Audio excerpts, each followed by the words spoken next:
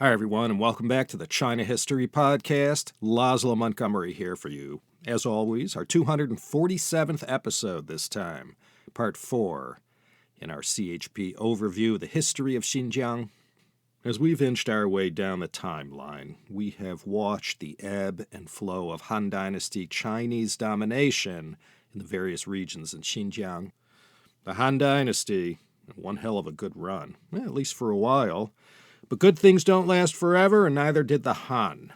In the 190s, along came Dong Zhuo and all the damage he did to what remained of Liu Bang's once great dynasty, followed by Cao Cao, which ultimately led to the division of China into three kingdoms, 220 to 280. The northern kingdom of Cao Wei extended all the way west into the Hexi corridor, butting up against Xinjiang, and they wasted no time in establishing relations with various states in the Tarim Basin. The kingdom of Shu in the southwest, home of Liu Bei, Zhuge Liang, and other luminaries. Because of their proximity to Xinjiang, like Cao Wei, they also maintained relations with several of these oasis kingdoms. The Wu kingdom, the third of the three, being located in China's southeastern part, they were cut off from Xinjiang and weren't involved with that area during the Three Kingdoms period. And with China divided like it was, there was no one single dynasty or kingdom that was as big and bad as the Han, which meant for these states and kingdoms located around the basins of Xinjiang, well, for a time, they were relatively free of Chinese control and interference. And during this long period of disunity that lasted clear through to the end of the 6th century, they got to enjoy some semblance of self-rule over a sustained period of time. But that didn't mean they were free and clear of all danger. We'll see in a bit there were still other nomadic tribes from the north who penetrated Xinjiang to get their hands on some of the riches. As the 3rd century came to a close and the 4th began, China was divided up, and there began a rather long period of Han-Chinese disengagement from Xinjiang. Normally, in past times, when Chinese power and influence waned, it was an opportunity for the Xiongnu to revive their fortunes. But this time, 3rd, 4th century, the Xiongnu as well, for all their own reasons, began to fade. The confederation that had once terrorized the oasis kingdoms of Xinjiang for so many years, they split up. Some went to the west. Some migrated back to former lands in northern Shanxi, Gansu, and Inner Mongolia.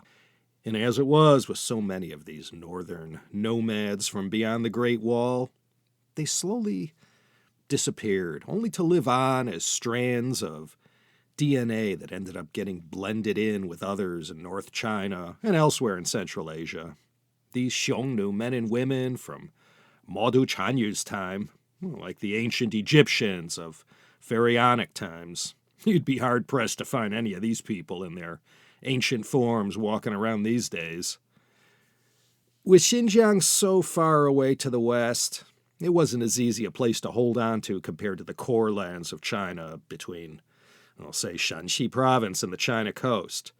To project that much military power, which was the only way to maintain control, the Chinese state had to be united and firing on all cylinders. Anytime a crisis hit and the center turned its attention to emergencies closer to home, they lost control of Xinjiang. End of the Eastern Han Dynasty, 220 all the way clear through to 581 with the arrival of the Sui. China was racked with war and endless contention between competing states. And these northern steppe people were as fearsome to the Chinese in the 3rd and 4th centuries as the Mongols were in the 13th. Their violence and fearsomeness, coupled with the disruption of Chinese society they caused, led to these mass migrations that I've spoken about in past episodes. Besides migrating en masse to the south of China, during this time period, many Han Chinese also saw western China, including Xinjiang, to be somewhat of a safer haven compared to the havoc in the traditional China heartland. Not everyone migrated southward. But out in Xinjiang, so far away, so hard to get to, and so hard to survive in once you got there, That was a bridge too far for most all of these contending dynasties in the eastern half of China. We'll look at the Liang Dynasty, former and later, next episode. They were the westernmost of all these northern 16 kingdoms. As the Xiongnu faded, a new group of people rose to dominance in the north. They used to bow before the Xiongnu, but now they were the baddest guys in the neighborhood. And these were the Xianbei. I won't talk about them much because they aren't as central to our Xinjiang story as the Xiongnu. The empire that was built by the Xianbei was more of a Mongolian empire that stretched from present-day Manchuria, Inner Mongolia, Mongolia, clear through to the west, just beyond Xinjiang into Kazakhstan. You've heard of the Xianbei before. They carved out a nice place for themselves in early Chinese history with the dynasty they left behind, the Northern Wei of the Southern and Northern dynasties period. More about them next episode. You know, there were so many different tribes of these nomads wandering around the lands north of China. None of these nations left any written records, and the artifacts dug out of the ground offer up more speculation rather than facts on all these steppe people, or wuhu, as the Chinese called them in their histories. And Buddhism, as we'll see in the coming episodes, was having a feeding frenzy. Before all this new Buddhism trickled into China, it first percolated for a while in and around the Tarim Basin. And many of these city-states or oasis kingdoms, so flush with riches earned from the Silk Road trade, well, they became the earliest and most important centers of Buddhist learning. Despite the violent times in between the Han and the Sui, trade still flourished. There was still an insatiable demand for all those nice China products throughout all the great trading entrepôts between Dunhuang and the eastern Mediterranean. And in order to feed this demand, this ancient one belt, one road that had developed over the years was busy every trading season. And the most legendary of all these Silk Road trading kingdoms was in Sogdia. This was their golden age. The Sogdians, they were just one of many people Zhang Qian bumped into during his mid-2nd century BCE journey. Anyway, these Indo-Iranian people, these Sogdians, whose lands were to the north of the Kushan Empire and west of Xinjiang, they were central to an enormous portion of the two-way trade between all of Central Asia and China. In fact, during this period, in between the Han and the Sui, the Sogdians dominated Silk Road trade. They were Zoroastrians and didn't go in for Buddhism that much. Let me mention again. The Sogdians were Indo-Iranian and spoke a language from that branch, and their Sogdian language was the lingua franca for the whole Silk Road. Their role as traders and diplomats was legendary, and their presence was noted in historical records found throughout Asia, from Manchuria to the Middle East. Despite what's popularly thought, most of the Silk Road trade wasn't carried out Marco Polo style. One trade caravan traversing the whole Asian continent. To provision such an enterprise was extremely ambitious and almost impossible for those times. All the great silks and manufactures of ancient China that still have staying power into our own century. Chinese traders usually only brought their wares only as far as Xinjiang. And they did their business all around the Tarim Basin. And after the deals were done and goods were exchanged, these 36 kingdoms or 50 kingdoms, they took over from there and got everything distributed throughout all the markets of Central Asia. And nobody seemed to do it better, more efficiently, or trouble-free than the Sogdians. They are remembered as the greatest of the ancient Silk Road traders. Clear through to the Tang Dynasty, they were the dominant merchants, envoys, and influencers. But their lands were all west of Xinjiang, so let's not wander off on another epic tangent. Let's quickly run through a few of the better known of these oasis kingdoms that rim the Tarim Basin and served as way stations along the Silk Roads where goods and ideas could be exchanged, respite could be had, Buddhist learning could be obtained, sutras translated and copied, and relationships created or fortified for the next time these people met again. So while we have this lull in the action, comparatively speaking, let's take a quick glance at the more important kingdoms, where they were located relative to each other. We'll sort that all out.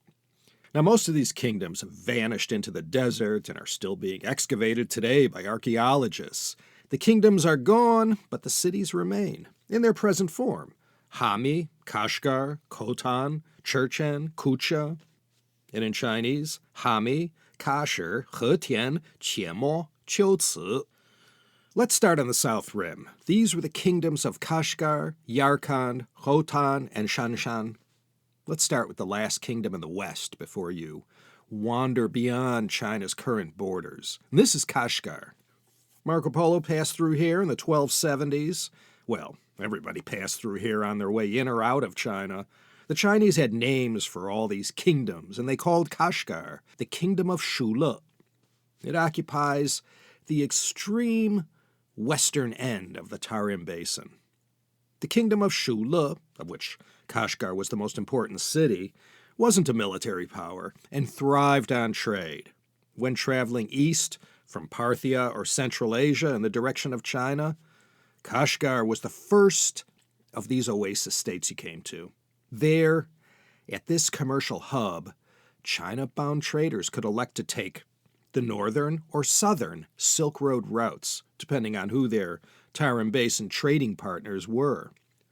The closer we get to the 19th century, the more important Kashgar becomes. So I'm going to hold off on that, and we'll come back to Kashgar and the Shule kingdom when we get to the rise of the Gurk Turks and the Tang Dynasty.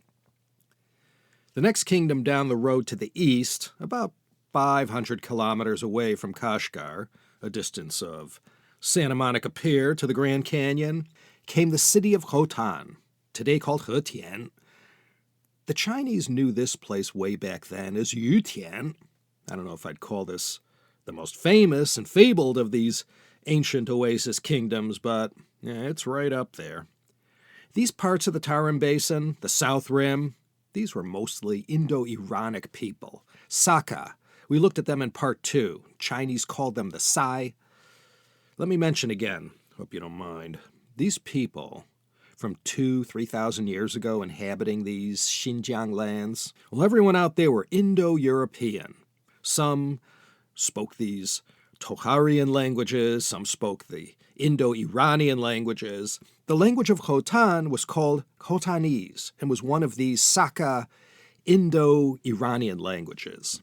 The official dates of the Kingdom of Khotan are 56 to 1006 CE. The kingdom was based right around present-day Hetian, but stretched all the way west into Tajikistan. To thrive, you needed to have water. All the great cities of the world, they were either ports or on great rivers. Khotan was watered by the Tarim, Khotan, and Yarkand rivers. And being inland rivers in this arid of a climate, the waters run hard when the snows of the Kunlun Mountains that fed them melted in the spring and summer. And then in the cold months, when the mountains held all the water in the form of ice, the rivers run low or dry out altogether. Like with pretty much every other Tarim Basin kingdom, Khotan was one of the many places that Jiang Qian stopped and visited. This would have been sometime around 140 BCE. And like it is with everything around Xinjiang, whatever we know about Jiang Qian and practically everything else from this age comes straight out of the Book of Han. And of course, what has been gleaned from archaeological evidence and anecdotal writings from travelers. Besides their rich agriculture, thanks to the abundance of water for irrigation, Khotan in its day was particularly famous for several commodities. One was camels, the trucks of the desert. But what Khotan was particularly famous for was their nephrite jade that they carved out of the Kunlun Mountains. All that jade in China, well, not all of it, but the most prized jade, all came from Khotan. The jade burial suits of the emperors, also from Khotan. Khotan was filled with endless groves of mulberry trees as far as the eye can see, and the leaves from these mulberry trees fed the Bombyx mori moth larvae who spun the cocoons that provided all the raw materials for Khotan's silk industry. They were already masters of silk by the time of the Western Han. They didn't just make the fabric. Khotan was also famous for their silk carpets as well as other textile products.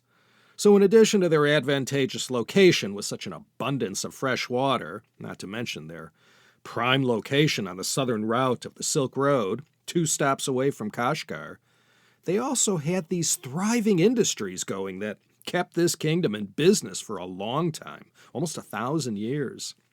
The tombs from these royals and aristocrats who populated these cities of the kingdom of Khotan, most of them were plundered over the centuries, and it's another case of historical slim pickings as far as the archaeological excavations of the kingdom of Khotan. 3 kingdoms all in a row, Kashgar, Yarkhan, and Khotan. They all competed and maintained a sometimes not-so-amicable rivalry. We'll come back to this magical land again when we get to the early Tang and the amazing adventures of the Buddhist monks who visited Khotan and wrote extensively of it, including its Indian origins. One of these Buddhist monks we'll get to was Xuanzang. He had written that Khotan was founded by banished princes of India's great king Ashoka. Despite the legend, the first inhabitants were Indo-Iranic Saka people, not Indian. We mentioned Lolan last episode in the story of Fujietsu. That was the ancient city, also called Rouran, that gave us the Tarim mummy beauty of Lolan. The ruins of Lolan today are about half a day's drive from Dunhuang. These are the ruins of the successor kingdom of Lolan named Shanshan, and Fujietsu conquered it. I guess you could call Lolan the first stop on the Silk Road, right after one left Dunhuang. Actually, travelers and traders, no matter going east or west, they had to pass through Lolan, Zhang Qian included. He had mentioned that it was located right where the Tarim River flowed into Lap Nor.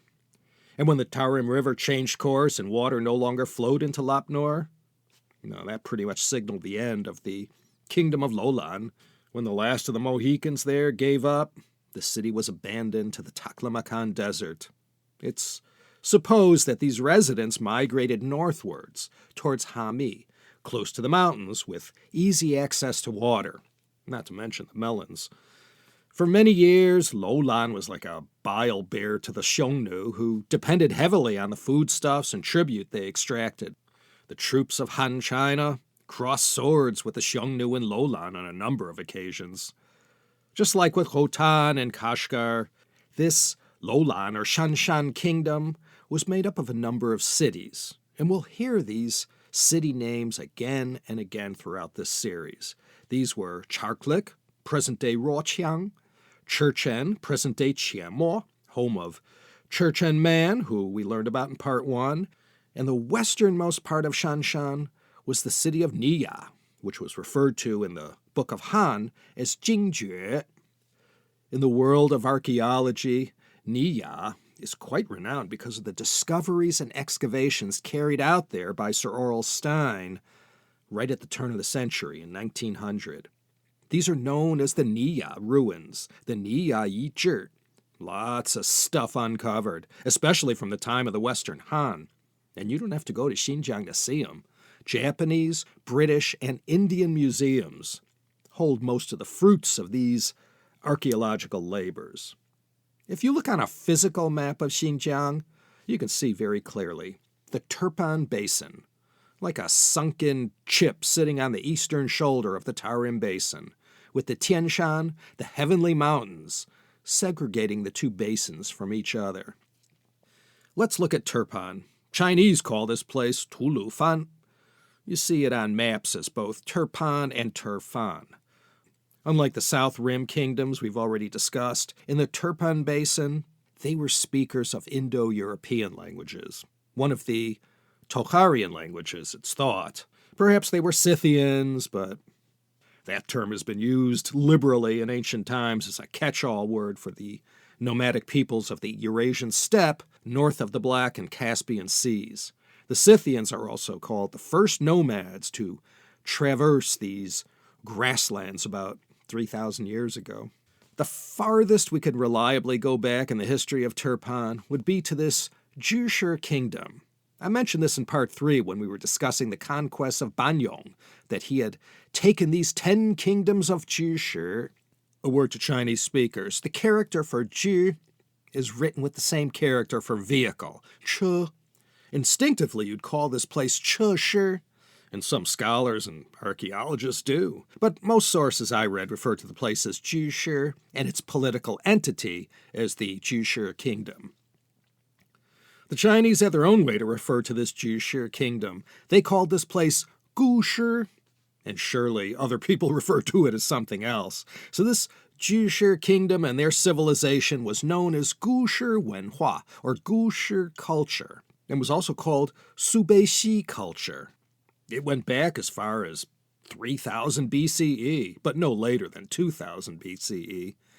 These Gushi people were the earliest inhabitants of Turpan, and like I just mentioned, probably, but not necessarily, spoke a Proto-Tocharian language.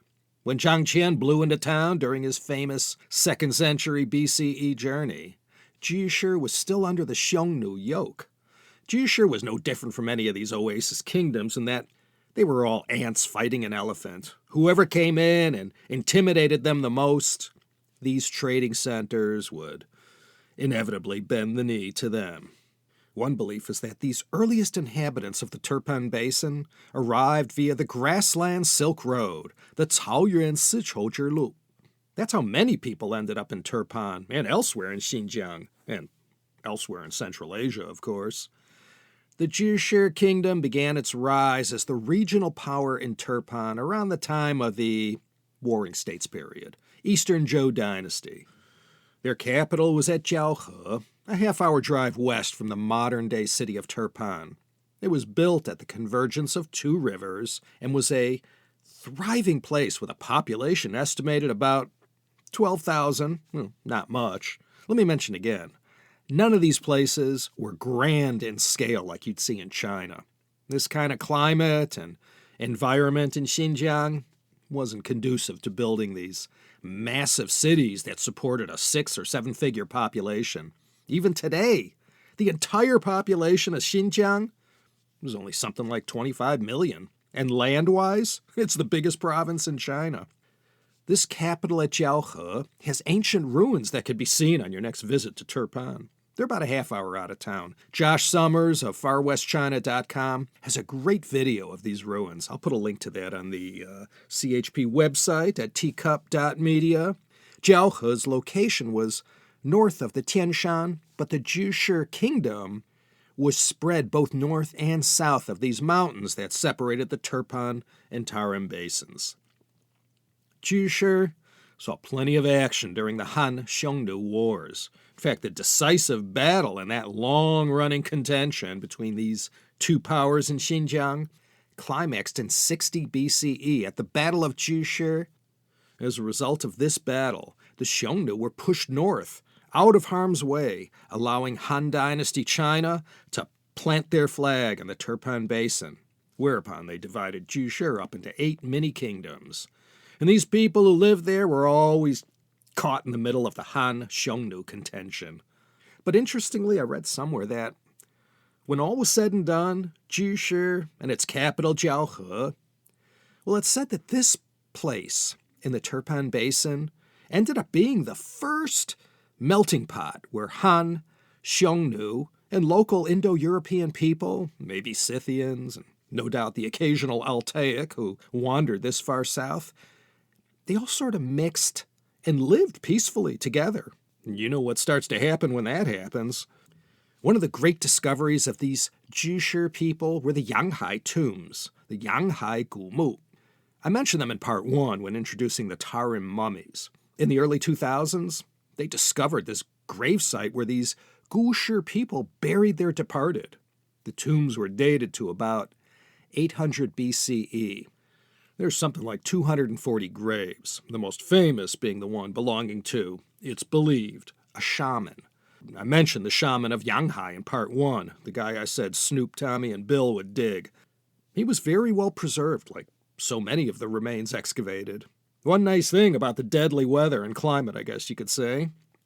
Now, besides the world's oldest marijuana stash, the other thing discovered in this tomb were desiccated food remains. Among them, lots of capers.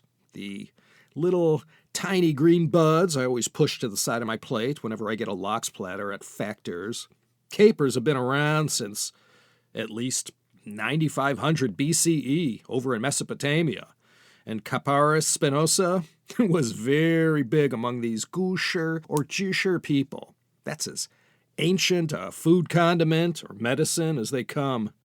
While we're on the subject of the Turpan Basin, some of you might recall a couple of years ago in 2018 they discovered dumplings in some 1700-year-old tomb from the Six Dynasties period. That was in Turpan.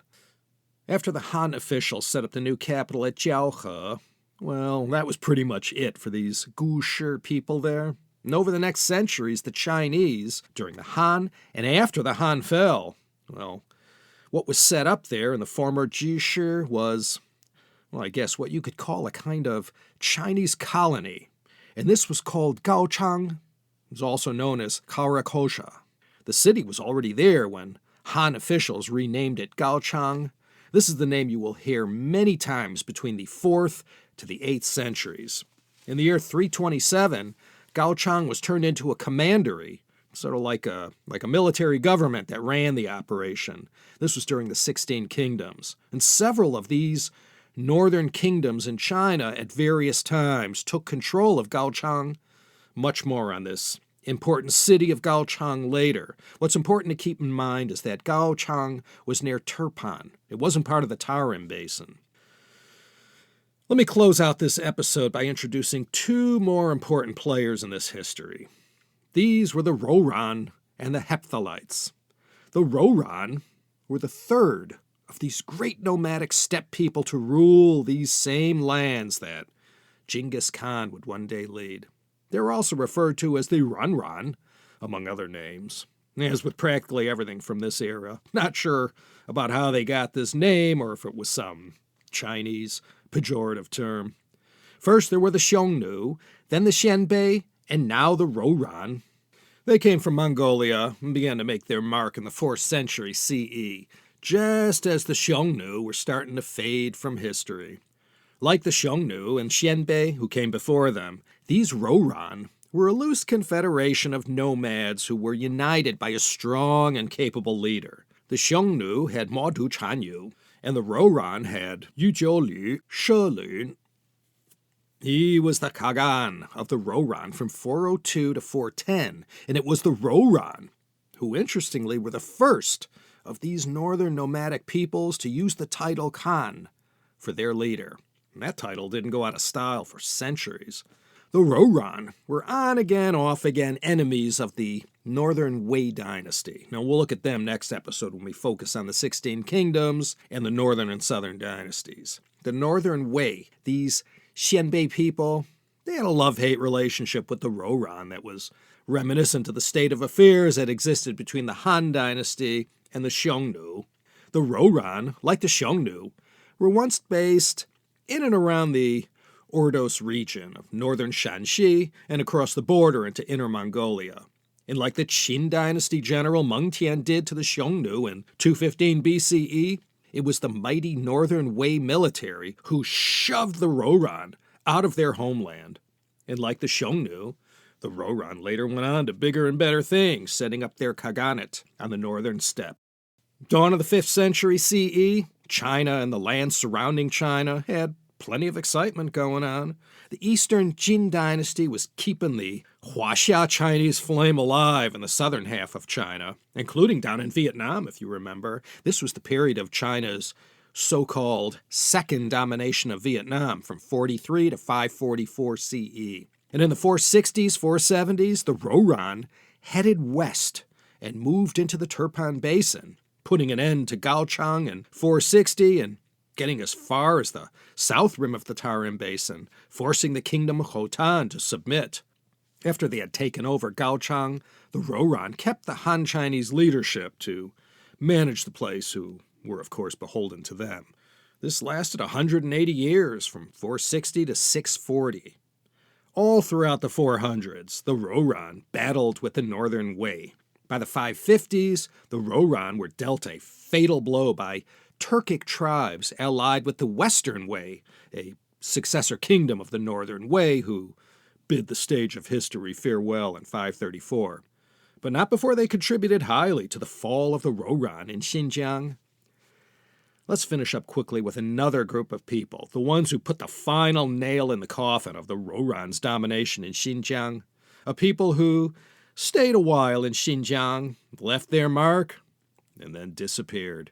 These were the Hephthalites, a.k.a. the White Huns, but not necessarily any relation to the Huns who ravaged Europe. The Chinese knew them as the Yenda. Prior to their rise, they had been one of the many tribes subservient to the Rouran. The Hephthalites were based west of Xinjiang in the land known as Transoxiana, Sogdia and Bactria, areas once conquered by Alexander the Great. That's the reason for the Hephthalites having this Greek-sounding name, as opposed to something a little bit more Altaic-sounding. Their language was Bactrian, and they used an alphabet based on the Greek. Their kingdom was spread all the way south to portions of northern and western India, where the Kushan Empire held sway for the first 3.5 centuries of the Common Era. The Hephthalites were feared as much as any of these warrior nations and were equally expert in intimidating their neighbors. Some experts have suggested that these Hephthalites were the ancestors of today's Pashtuns, the eastern Iranian people who populate parts of Afghanistan and Pakistan. The Pashtuns, they sure know how to wage a good war. Like a lot of these kingdoms that thrived during the latter half of the first millennium, there isn't much solid evidence of who these Hephthalites were or where they originated from. Some scholars say they came from the Jishur kingdom of the Turpan Basin. Some say they came from the Yuezhi. They began their rise as vassals of the Rouran during the 4th century, and like the Rouran, they also referred to their rulers as Khans. And late in the 5th century, they expanded east into Xinjiang and remained the most powerful force out there until their end came in 557 at the hands of the Gurk Turks and the Sasanians from Iran. What's important to know about the Hephthalites, as far as our story is concerned, is that, well, they were one of the many conquerors who weren't from Xinjiang but sent troops there and stayed as long as they could and lived off the fat of the kingdoms of the Tarim and Turpan basins. And as was the case with all these Central Asian kingdoms and empires, they stayed around until they were knocked out by a bigger and better organized confederation of tribes from the northern steppe. Well, ladies and gentlemen, as predicted, we're way late into stoppage time right now. We'll look at the kingdom of Kucha next time and see how Buddhism took China by storm. A big expression of thanks to everyone who was signed up at my Patreon and became a patron of the CHP. Patreon.com. Just search for the China History Podcast and sign up. $3 a month gets access to all kinds of other material entirely unsuitable for this respectable and long-running program. And a big thanks also to my generous benefactors who have donated to help promote this worthy cause at the CHP PayPal Donation Center at paypal.me/China History Podcast. A big thank you to you all. Links, as usual, at the website at teacup.media. Okay, that is going to be that for this time. We ran a little long, but nobody's going to be charged extra. Laszlo Montgomery here, signing off on a gorgeous, hot, sunny LA morning. More history of Xinjiang coming in part 5. Still have the Tang, the Song, Yuan, Ming, and then all the excitement that happens in the Qing Dynasty, including the Great Game, played by Britain and Russia. We can crack open Peter Perdue's book when we finally get to the 17th century. I beg you, don't fade on me just yet. Do try and make it back one more time for another exciting episode of the China History Podcast.